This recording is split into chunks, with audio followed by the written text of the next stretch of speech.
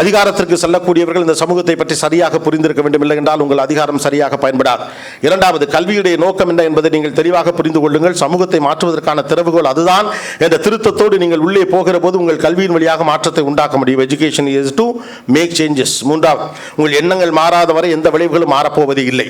உங்கள் எண்ணங்களை மாற்றிக்கொள்ளுங்கள், உங்கள் விளைவுகளை மாற்றிக்கொள்ளலாம். நான்காவது, இருக்கக்கூடிய ஆர்டிஃபிஷியல் இன்டெலிஜென்ஸ் தொடர்ந்து உள்ளிட்ட அனைத்து டெக்னாலஜி சரியாக பயன்படுத்துறதுக்கு பாருங்கள். இன்னைக்கு உங்களுக்கு ரிசோர்ஸஸ் எக்கச்சக்கமாக இருக்கு.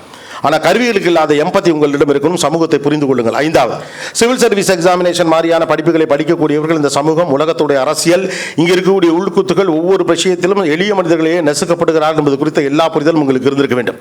ஆறாவது, இன்டெலிஜென்ஸ் என்பது தகவல்களை இப்போது தெரிந்து வைத்திருப்பதில் இன்டர்பிரேஷன் தான் இப்பொழுது உங்களுக்கு தேவைப்படக்கூடிய மிக முக்கியமான விஷயம்.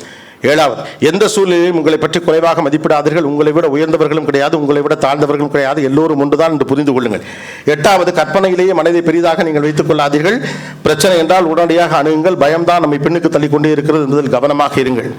ஒன்பதாவது, நம்முடைய எம்பத்தி தான் நம்மளை டிசைட் பண்ணுது. நம்முடைய விஸ்டம் தான் நம்முடைய வாழ்க்கையை தீர்மானிக்கிறது. அதன் வழியாக இந்த உலகத்தை அப்ரோச் பண்ணுறதுக்கு தயாராகுங்க. பத்தாவது முக்கியமான விஷயம், உங்களுக்கு இருக்கக்கூடிய கோல் உங்களுடைய கோலாக மட்டும் இருந்துச்சுன்னா அதுக்கு வேல்யூ கம்மி. எப்போதும் அதை ஞாபகத்தில் வச்சுங்க. நீங்கள் சென்று அடைய வேண்டும் என்ற இலக்கு குறைந்தபட்சம் உங்களை சுற்றி இருக்கக்கூடிய மனிதர்களுக்கும் ஏதாவது ஒரு தாக்கத்தையும் வாழ்வில் மேம்பாட்டையும் உருவாக்க வேண்டும். அதை உருவாக்குங்கள். அதற்காக இன்றே ஆரம்பியுங்கள். படிப்பு என்பது புத்தகத்தில் மட்டுமில்லை, இந்த உலகம் முழுக்க கொட்டி கிடக்கிறது என்பதை கவனித்துக் கொள்ளுங்கள். சந்திரக்காற்று நம் ஜன்னலில் வீசட்டும், சரித்திரம் நாளை நம் சாதனை பேசட்டும். நன்றி, வணக்கம். தேங்க்யூ.